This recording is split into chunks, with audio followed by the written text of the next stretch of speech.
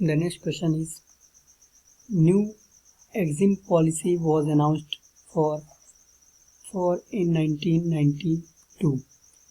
New Exim means new export import policy. New export import policy. As in the earlier question, I told you that many structural measures were also taken. Structural measures were also taken in new economic policy 1992. Apart from LPG, liberalization, privatization and globalization, new Exim policy was also announced. Many tax reforms were also suggested. Many financial reforms were also suggested. Many banking reforms, such as Narasimhan Committee on Financial Reforms, Narasimhan Second Committee, or Vijay L. Kelkar Committee. Many committees were set. So banking reforms. So all these reforms were suggested. So one of those was new Exim policy was announced in 1992 for 5 years. So the correct answer will be 5 years. Next question. The next question is, the largest source of financing outlay for public sector undertaking came from in its 5-year plan. As you know that the balance of payment crisis, one of the reasons for balance of payment crisis in 1991 was also that Government of India was heavily dependent on deficit financing. So it monetized its fiscal deficit. Government of India used to monetize fiscal deficit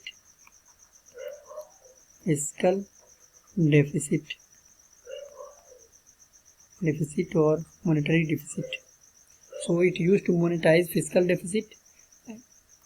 Government of India used to monetize fiscal deficit, and due to this was known as deficit financing, and this had a very adverse impact on the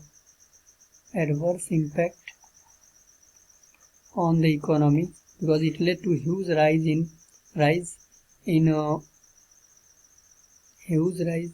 in inflation. Second, it led to high volatility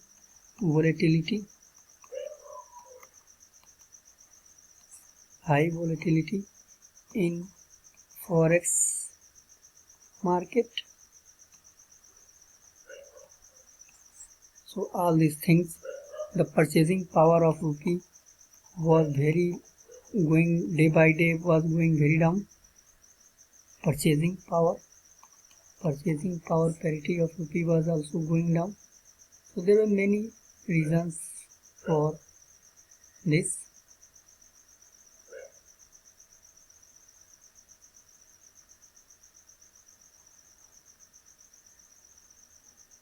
This was the thing that we should know. The next question is, the main reason for low growth rate in India in spite of high rate of savings and capital formation is. Options are high growth rate, high birth rate. Second option is low level of foreign aid. Third option is low capital output ratio. Fourth option is high capital output ratio. The correct answer will be high capital output ratio. This is also called leakage. So the leakage from the economy is more, and due to or wastage, we can say leakage or wastage. So the wastage in the economy is more, and due to this, though the gross capital formation is very high and the ICOR is also very high, so gross capital formation also being very high and ICOR also being very high,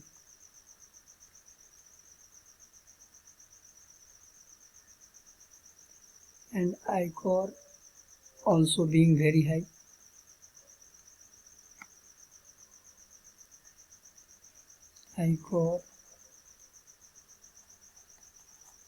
because also can be called to be HCOR, that is high capital output ratio or incremental capital output ratio.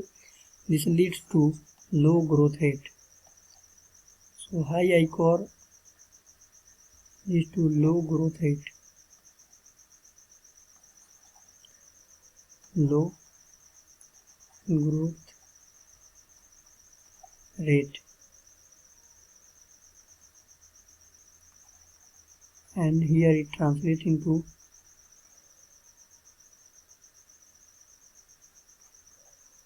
productivity.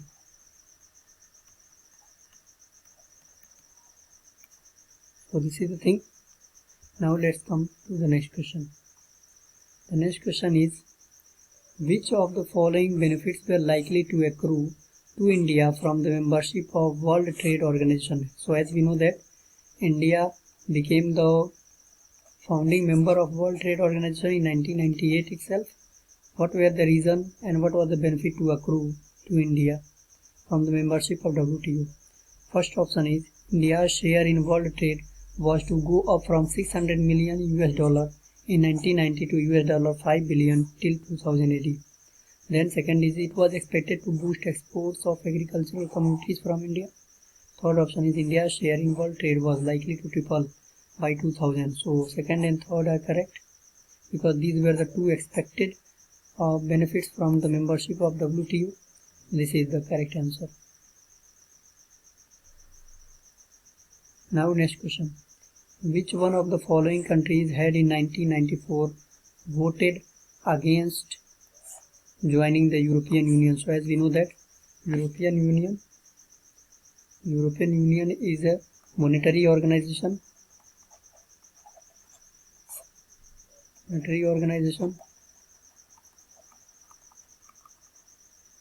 And a single common market.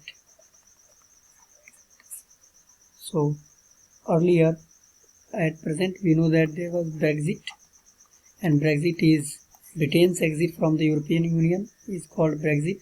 It happened, and so earlier there were 28 states in European Union. Now there are only 27 states in European Union. So this is the thing. And earlier, Norway, in 1994 itself, Norway had voted against joining the European Union. Norway was not ready to join European Union, but later it joined and now it is a member of European Union. Next question. The Narasimhan Committee for Financial Sector Reforms has suggested reduction in. First option is SLR and CRR, SLR, CRR and priority sector lending, SLR financing to capital goods sector, CRR priority sector financing and financing to capital goods sector. The correct answer to this question will be option B, and that Narasimhan Committee has on financial reforms, on banking reforms, has suggested reduction in SLR, CRR and priority sector lending. We will deal with this question in banking questions. In one of the banking questions are next, but up to now you have to remember that the answer to this question will be B, SLR, CRR and priority sector lending. Next question. Bank rate implies the rate of interest. The bank rate is the rate of interest at which Reserve Bank of India discounts the bill of exchange. So option D is the correct answer. Next question. Which one of the following is not an instrument of selective credit control in India? Options are regulation of consumer credit, rationing of credit, margin requirement, variable cost, reserve ratio. Option answer will be D, that is variable cost reserve ratios are not one of the instrument of selective credit control, because we know that RBI has two tools to control credit in the market, control liquidity in the market, and it has some quantitative tools and qualitative tools. Qualitative was also called selective tools. Quantitative, for example, liquidity adjustment facility. In liquidity adjustment facility we have repo rate, reverse repo rate, and C reverse repo rate, and we have bank rate. Then we have CRR. There are several ratios: CRR, SLR. Then there is MSF, marginal standing facility. Then there is other quantitative tools like, so this is bank rate. Other quantitative tools like there is marginal cost of, so there is